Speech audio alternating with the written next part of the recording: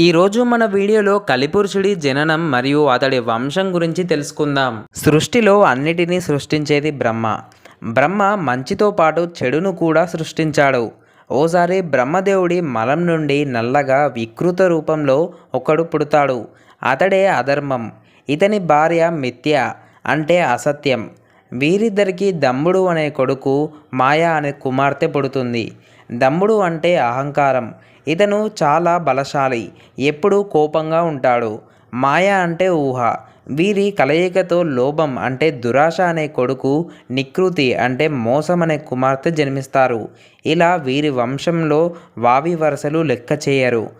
లోభం, నికృతి కలయికతో క్రోధం అనే కొడుకు, హింస అనే కుమార్తె పుడుతుంది. ఈ క్రోధం, హింసకు పుట్టినవాడే కలిపురుషుడు, ఈ కలియుగానికి అధిపతి. ఈ కలిపురుషుడు నల్లని శరీరంతో, మనసంతా దురాశతో అసహ్యంగా ఉంటాడు. ఇతను ఎప్పుడూ తన ఎడమ చేతితో అంగాన్ని పట్టుకొని ఉంటాడు. ఇతడి నుంచి ఎప్పుడూ దుర్వాసన వస్తూ ఉంటుంది.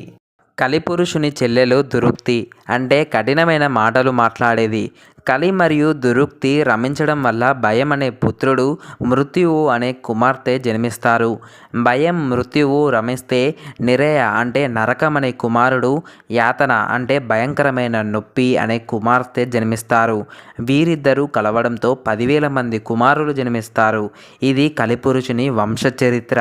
ఈ కలియుగంలో కలిపురుషుడి ఆధిపత్యంలో మనుషులలో కలివంశస్థుల భావాలన్నీ ఉద్భవిస్తూ మనుషులను అతలాకుతలం చేస్తాయి.